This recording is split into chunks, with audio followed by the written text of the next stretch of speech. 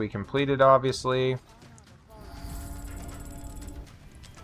And let's go ahead and look at these damage numbers, bro. Bro.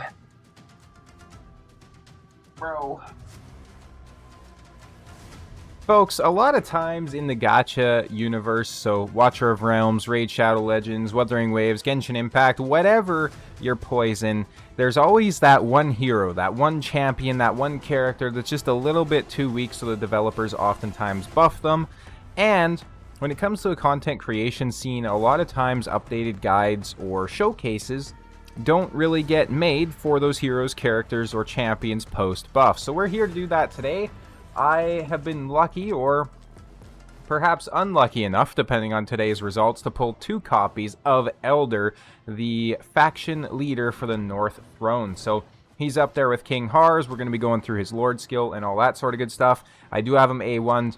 We're going to be testing him out and just seeing what he is capable of now post-buff. So let's go ahead and hop straight into it. First of all, his talent.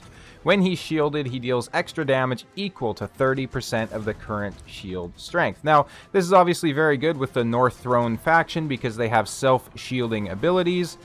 And apart from that, it's kind of hard to get solid shields on him. You certainly could use like a Vortex or something like that to try and apply some shields. There's the other legendary exclusive healer that can do shields as well. Gwendolyn, I believe her name is. I don't have her, but it is what it is, right? He's not fully booked, right? So that's one other thing to consider. Basic attack deals 105% damage to up to 5 enemies. I'm going to go ahead and basically just call these skills out as they are with my books, right? So obviously it gets a little bit stronger. It'll go up to 120%. Storm of Retribution passive. Each basic attack has a 17% chance to trigger Thunder Hammer, dealing an extra 220% damage. If the hero has no shield, Thunder Hammer has a 40% chance to grant a shield equal to 50% attack for 10 seconds. Now, we'll go over his stats a little bit later on, but it could potentially be a pretty juicy shield. Thunder Protection when taking damage gains a shield equal to 40% max HP and increases damage by 20% lasting for 10 seconds. This effect can only be triggered one time every 40 seconds. That goes down to 35 when he's fully booked, and you get a 60% max HP shield. So it's very similar on paper to something like you'd see from like an Olog, right, in terms of his tanking, but this guy's a fighter who's going to be built with attack, not really HP or defense, so, you know, that's something to consider there as well. Now, finally, his ultimate increases attack by 50% and gains Thunder Aegis. What is this? Well, he's going to gain a shield equal to 20% of his attack per second, stacking up to 200% of his attack, which in my particular case, I think is going to be like a 60,000 HP shield. So it could certainly be pretty crazy, especially with his talent where he deals damage equal to 30% of that. Grants allies of the same faction Elddr's talent temporarily, so his dealing extra damage equal to shield. The ultimate lasts for 20 seconds. Finally, let's go ahead and take a look at his Lord skill. Increases faction team members' basic attributes by 15%. Periodically gives everyone a shield equal to 30% of their max HP. And other allies, so non-faction allies, a shield equal to 15% of their max HP for 20 seconds. And finally, the attack of shielded faction team members is increased by 20%. So this guy is essentially here just to kind of be like the attack enhancer of the team. King Hars is there to be the defense enhancer, and then Ysolde is, you know, potentially better than both of them in a lot of situations because she's not a legendary that you need to use books on. The reviews on this guy are kind of just okay across the board. We're going to be testing him in Gear Raid 1, Artifact Material Raid, all sorts of good things, so we're going to really see what he is capable of doing. Now, it's odd that he has such a high rating in single target DPS. I do think they should reset the ratings on any sort of heroes that they buff or rework so that we can get accurate ratings on them. Let's go ahead and take a look at the Awakening. So A1, which he has. During Thunder Incarnation, adjacent allies gain half the effect of Thunder Aegis. Pretty basic. Attack plus 5%. And then it also enhances his faction leader on the A2. A3, during Thunder Incarnation, increases the trigger chance of Thunder Hammer by 40%. Penetration plus 8. And then finally, Thunder Hammer deals extra damage equal to 30% of current shield strength. Pretty basic Awakening tree. Pretty crappy, honestly, in my opinion. Nothing really too special, right? I have an Eye of Sin plus 16 on him. I could have a maxed out Eye of Sin coming from my Umerit. But he has very good stats anyways, and I don't want to just completely blow out his stats. Like, I'm not going for a world's strongest kind of showcase. I'm just going for a simple, hey, this is a pretty damn good endgame build. Let's go ahead and see what he can do. Now, keep in mind, I am 100% free to play apart from buying the Lust skin because it was pretty damn cool. No shards, nothing like that, no energy purchases, nothing, right? So this is a free-to-play account for all intents and purposes. Everything I've done on this account is achievable by the regular player with enough knowledge and game time. So, total attributes, we're doing pretty good. 44.5k HP, 28,000 attack. This guy is pretty slow, though. So, he's at 2.1 interval with a 331 speed. We don't quite have him crit cap, so he's 97.5 and then 290 on the crit damage. And as is classic here on the Gare Bear YouTube channel, we have no rage regen on him. So keep that in mind. Now, what we're going to do is we're going to go ahead and go into the guild boss first. But real quick, just before I do that, I want to go over the build for him. Because I always recommend the gear sets that you want to use and all those sorts of good things. So I do think Infernal Roar is going to be his best option. Because even his ultimate is just powered up basic attacks, so Infernal Roar is best in slot. If you don't have Infernal Roar, then Cataclysm, Soulbound Arcana, all of those are going to kind of work fine. Left-hand side, you have a few options as well. You have Wicked Vengeance, Warlord, Annihilating Might, Whirlwind, and Calamity are really what you're looking for, right? So I know a lot of the players that have been around longer will kind of know that, but you know, if you happen to be a newer player and you just pulled them and you're looking at the guide, I like to give some useful information for you as well. That it's not just simply, yep, this is how we have them built, with no explanation as to why or what the alternatives could be. So, let's go ahead and bounce on in here with him as our faction leader. Now, we are going to go ahead and bring in some additional North Throne units for this, notably some of the healers. So, we're going to bring in Airless. We're going to bring in Vortex. Then we're also going to bring in our Pharisee and Diao, essentially just for AoE damage reduction, and then the inspiration from the Diao Chan as well. So we'll see how this goes. We, of course, have the Rage regen coming in from the Airless there as well, so that's perfectly fine. You can see his little ultimate, or his faction leader ability popped up on screen. Now, he is also a 2-range fighter, which I think is something that I forgot to mention, but he can be quite useful for placing behind a tank. So that's something to consider as well. We're going to go ahead and place down our healers kind of like this. Nothing too crazy. Basically just getting everything up there as much as we can. Now, each of his hits, it looks like is doing 150k. Pretty steady at the 150. We got 181 there, 184... 184, so he is essentially having his passives take effect here at some points. He did 299 there as well when he did the extra damage. We're just going to wait to pop his ultimate until we get the shield up and we see what he can do. Now, the damage is certainly questionable, right? Like, he's not doing a ton of damage. However, keep in mind that in any other stage besides a single target boss content, this would be AoE damage. That's one thing to keep in mind. The problem is, though, with him, from what I've noticed so far of his kit, look at that shield growth, by the way. That's absolutely insane. He's just getting, like, massive upticks of, like, 1100 shield every, like, second. Now he has, like, a massive shield on there. He's not popping the shield, though. So, in terms of, like, his single target damage capabilities, you can see those for yourself. Now, he does manage to stay alive because he has the shield, so, you know, he's going to do some extra damage on that front. Even after popping the first ultimate, though, at 3.5 minutes left, this guy's got 8.1 million damage. For comparison, that's just terrible, right? Like, overall, that is just horrific. Especially when you compare it. And again, he's an AoE damage dealer, so you can't really make a direct comparison. We'll bring in a couple of other fighters just to see how he compares, especially fighters that do AoE work. So we'll bring in a Nurjao, we'll bring in a Valkyra, who's also going to benefit from his Lord bonus. We'll bring in somebody like, let's filter by fighters here specifically. So I'd also like to bring in, obviously we're not going to bring in Sun Wukong or Kagiri because we know that, you know, he'll just blow them out of the park. But I would like to see what somebody like a Salazar is able to do. I don't have him equipped with gear, though, so we may just hold off on that. We'll bring in an Earstrid she's from the same faction, alright? So we want to really just see what she can do for damage. And it may be like a Lord Phineas. Now, I don't think we're even going to be able to have all of these units deployed at once.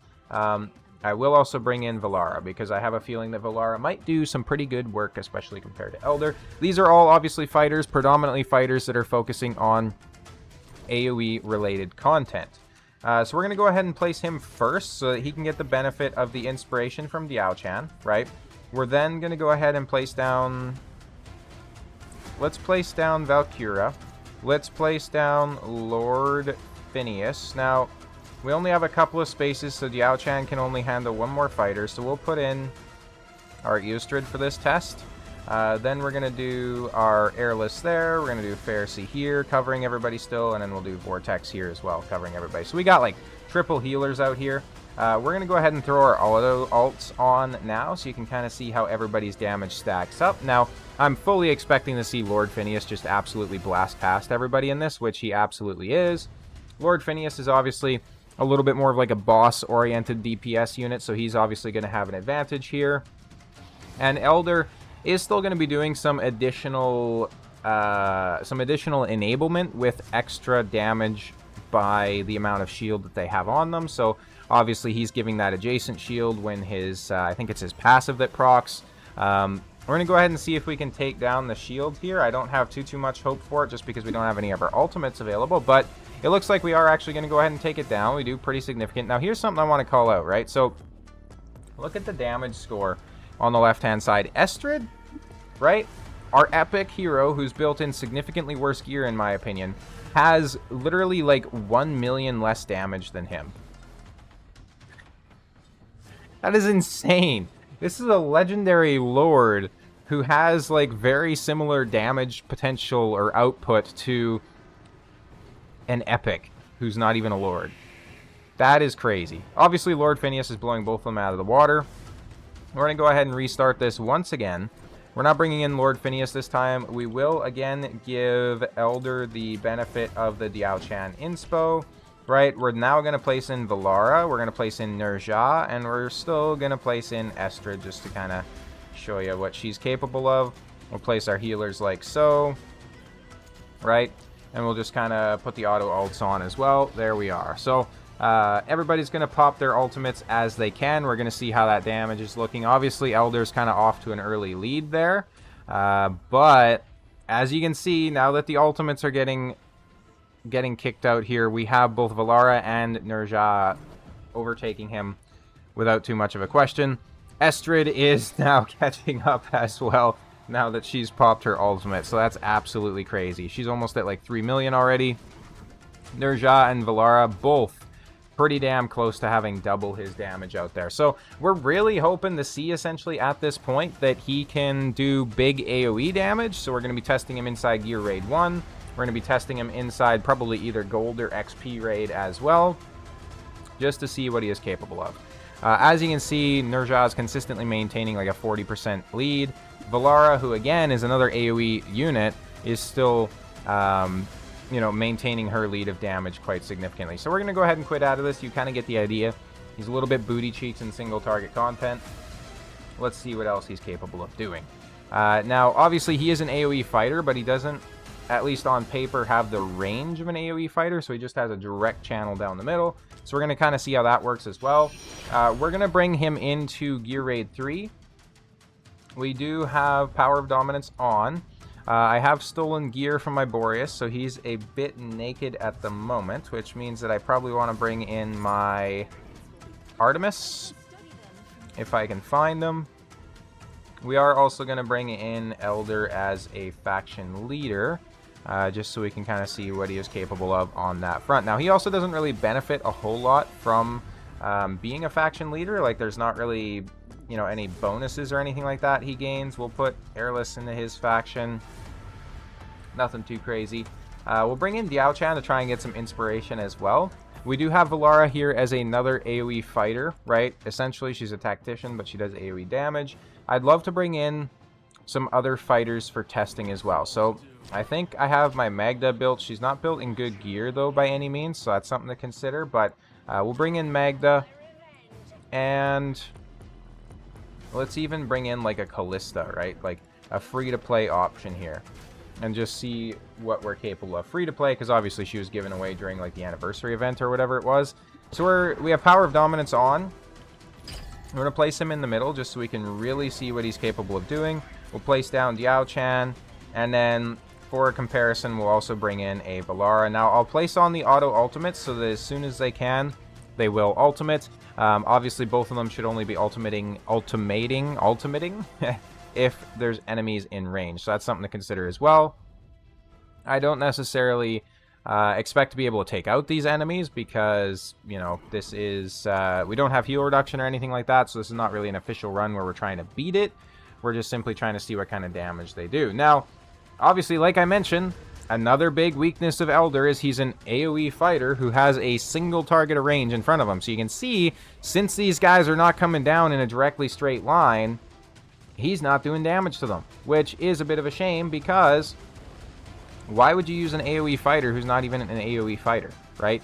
Like any other AoE fighter inside the game, you're looking at like either longer range or something else in their kit. So like Callista, for example, she's also a single, you know, straight line, but she has pushback, right? She has some sort of control. Same thing with Magda. Magda has control. If you look at other fighters inside the game that are just, you know, single straight down the line, we have Valkyria, who has significantly more range, right? So that's another option there as well. You either have range or utility. Elddr doesn't have range, and he doesn't really have a whole lot of utility either. So it's kind of like, at a certain point, you start to question, like, what is this guy actually bringing to the table? Like, why are we using him instead of, you know, other options? And then if we look at the other category of fighters where they're focused on damage, we have bigger ranges, right? So like your Numerits, Arrogance, Nerja, all sorts of heroes like that. They have these big ranges that really just allow them to kind of get out there and, you know, do damage to people in a wider area. Valara, certainly same thing, right? Especially with her expanded range during the ultimate. Big damage coming in a big area. Now, we're going to go basically just as long as we can. We have the heals coming in here and everything too that should help to kind of keep everybody alive. And then we'll kind of compare the damage and see what everybody's done. So we got the anti-heal coming up from the Artemis now as well. We'll be able to kind of work through some of these enemies. We'll get to either the point where our wall goes down or where, you know, something else happens, and we'll see what kind of damage that we're able to do. I will place down Nerja. I don't think he's going to survive long because he's not in healer range. He is doing pretty decent, though. Hey, actually, sorry, Artemis is healing him. So Artemis might be able to keep him alive. We do get the ultimate out there from Nerja as well. So we're probably going to see some big damage coming in from him. Obviously, we have consistent heals all the time coming in from the boss as well. So we're not going to really get through this because we don't have the anti-heal, right? I've mentioned this a plethora of times. This is simply just a damage test. We have Diao-chan over here ulting willy-nilly, apparently. Not sure what she's doing, but, you know, it is what it is. We're about halfway done on the wall. I'm going to go ahead and speed this up, and I will just keep popping everybody as soon as their ultimates come up, essentially. So there we go. We got Elddr. We got Valara. Of course, Callista does automatically pop the ult as well. Now, you can see Elddr does have a little bit of utility because he's giving shields to the people adjacent to him and stuff like that. But, I mean, at the end of the day, in most situations for AoE content, you're not necessarily struggling to survive. So, like, for example, Gear Raid 1...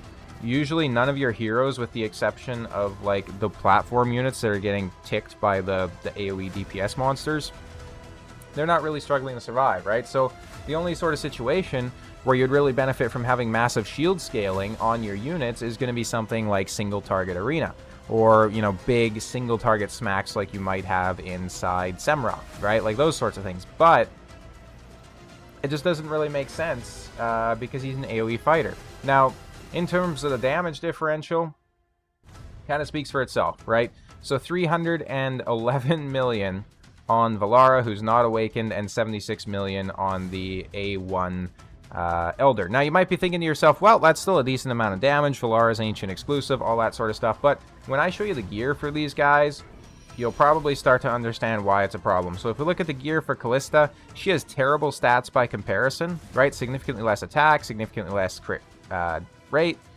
but she has better attack speed, so it kind of is what it is, right? However, we're going to go ahead and test him against some other fighters too, right? So we're going to be fair. We're going to bring in and primarily test him this time against Magda, who again has a worse build, and we're going to test him against Nurja, who does have a pretty okay build actually. Now, we will also give Nurja a bit of a benefit here, where we're going to place him in the middle, so that his ultimate and whatnot is as strong as it can be. Another thing to consider with that last showcase is obviously Callisto is not within inside the inspiration range, whereas Elddr was the whole time. So that's an extra, like, potentially 20% damage that was just left on the table. We're going to go ahead and throw on the auto ults here, and we're going to place down Magda as well. Again, Magda's not within inside inspiration range. I would expect that in this particular situation, we're probably going to see a case where, you know, Nurja does the most damage. I'm thinking what we'll do as well is we'll place Valara here, and we'll have her face right, so that when she ults, she can kind of push everybody into Elddr's path. We're basically just trying to help this dude out as much as humanly possible to get some damage, right? As hard as that might be. Valara does die, unfortunately. We're going to go ahead and place down our Artemis for some extra heals, as well as the heal reduction, of course. We got the nice rage regen coming in from the airless as well, so that should help us to cycle. As you can see over there, Magda now has pushback, right? She's keeping everybody off the walls while still doing some pretty okay damage. So, obviously, significantly more useful than somebody who's just doing AoE damage, right? Nurja is a recent addition to the game. He wasn't a guaranteed or anything like that, but he's far more accessible, in my opinion, than somebody like an Elddr. So, certainly, a baseline promo Nurja versus, you know, a A1 Legendary Lord in the game. You would expect the Legendary Lord to be doing things a little bit better, but, you know, it is what it is. We'll see how he does inside, like, something like maybe, you know, Artifact Raid or whatnot, and just see if he can tank with his shield abilities, along with maybe, like, a healer or something like that, right? Because that could be a potential use for him. Because obviously with his shield scaling like that, that's kind of something that could be pretty cool. We'll go ahead. We'll end this again right when the wall goes down, so we'll quit the battle. Keep in mind, Nurja is not an ancient exclusive unit. So like I say, he is very accessible, you know, as accessible as a legendary can be, right? And there we have it. He's doing well over 2 times the damage of Elddr. Now, you can't really see it, but Valara, when she spawned in for like 10 seconds, pushed them over, and then died, she did 1/3 of the damage there alone that Elddr did in the entire battle. Magda did like around half of his damage, and she wasn't in inspiration range for the Diao Chan, and she wasn't built that well either. So I'll show you the Magda gear. Again, she doesn't have very good gear, right? Like, she's got Ageless Wrath, but you look at her gear, she's got crit damage, triple crit damage, ladies and gentlemen. So she's got a lot of crit damage, right? She's got, what, 432% crit damage, but she has 11,000 attack, which is pretty terrible. This is just like a quick equip, essentially. We could equip her with slightly better gear, which I'll go ahead and do because, you know, why not? But, you know, it is what it is, right? So she's pretty terribly built, and she still did around half his damage, which is just absolutely obscene. So this guy is kind of like a... I have a saying where a lot of times heroes or champions are a solution in search of a problem, right? Where it's like, you know, this unit perfectly counters a certain boss or something like that, but we don't really have a need for it. Elddr is kind of a problem in search of a problem. If I'm being completely honest, right? Like, where do you use him? What like, I can't... I'm going to be honest right now. I can't think of a single area where this guy would be a value over replacement for any of my units. As simple as that. Like, I was thinking, you know, maybe Gear Dungeon 2, you know, handling some DPS on the left lane or something like that. But no, like, I have Estrid, who's an epic who does that, right? Like, God forbid we start comparing him to, like, Lubu or Ardea. The comparisons are going to be even more insane. Both members of this faction, by the way. It's crazy. So, we'll try this. We'll also bring in perhaps like some ground-based DPS here, maybe some healers, all that sort of good stuff. So we got Vortex coming in to heal, but I would also like to have perhaps a Constance. We'll do a couple of different options. So first run, we'll do Elddr as the tank, see how he can perform there with his self-given shields and stuff like that. Second run, we'll do Brokir as the tank, and then we'll have Elddr as kind of like a DPS unit and see what he's capable of. And we're not going to switch up the builds or anything like that, so we're also going to bring in a Sun Wukong just for some, you know, extra damage there. But yeah, same builds for both pieces of testing. So I'm going to go ahead and place down Elddr. I'm going to go ahead and place down Vortex. Now, obviously, we do have the nice shield coming in here, right? We're taking a smack from the boss. He's doing decent damage, though. He is doing decent damage. So if we go ahead and pop his ultimate, he's now getting that big shield. He's getting some okay damage on the boss. And, you know, keep in mind, this is a lower level of Artifact Material Raid, and I have Power Dominance turned on, all that sort of good stuff. But, really, nothing too crazy. Like, after the ultimate, we take him down to 50%. Let's go ahead and run this again with Brokir and then like a Sun Wukong and see what happens after his ultimate. I'm sure we kind of know what's going to happen, but as you can see, we got some damage coming in there from the Sun Wukong. Let's go ahead and pop him right away, and this is an A3 Sun Wukong, so boom! His ultimate takes him down to about 60% roughly, 50% after some hits. So you know what, like, not terrible, right? But Elddr also had all that extra time to, like, build up his damage. He had the shield scaling and everything like that. Let's go ahead and place down...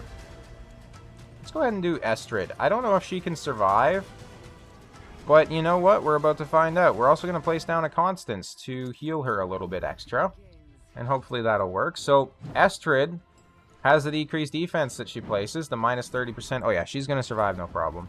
I have the healers and stuff to carry her through this. She has a lower rage regen. We're going to go ahead and... Well, lower than 0 isn't really possible, but you get what I mean. We're going to go ahead and pop her ultimate. You can see she's doing some decent little chunks to the boss there as well. We're about halfway through our ultimate now, and we have him down to 74, roughly 71% HP. So obviously she isn't doing quite insane numbers, but like...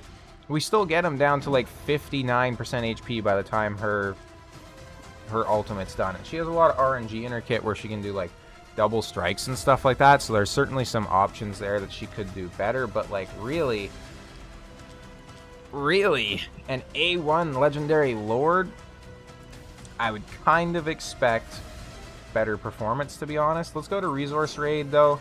Let's go to XP Raid. See what he's capable of. Don't judge my XP raids. I literally don't do these anymore. I don't care about them. It is what it is. So let's go ahead and bring him in right here. We're going to bring in maybe like a tank or something like that just to sit behind him as well. So, you know, somebody like a Brokir or a Malvira would be perfect, actually. Then we're going to bring in some healers. And by some healers, I mean like Airless and Vortex are really our options. So we'll go ahead and try that. We'll just enter the battle directly. We're obviously not really expecting to win this, but I mean, hell, we'll give it a try. We'll place him there, because AoE damage straight out the portal is kind of how you beat these stages quickly. So we'll see how it goes. And keep in mind, this is content that, like, by now is kind of trivial for my account. So obviously he is going to be smacking people. But, I mean, the people he's smacking aren't exactly, you know, top of the top, right? It's kind of like shooting fish in a barrel.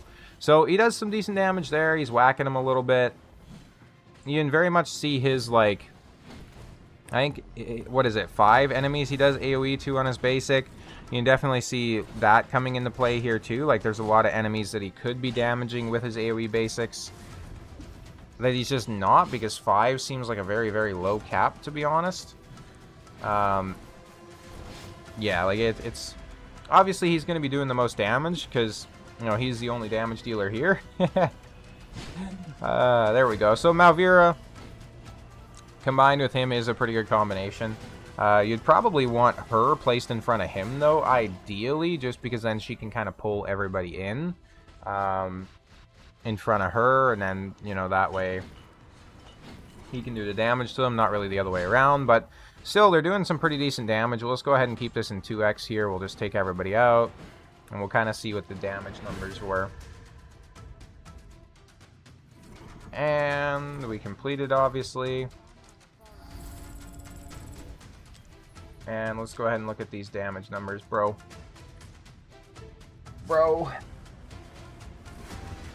bro.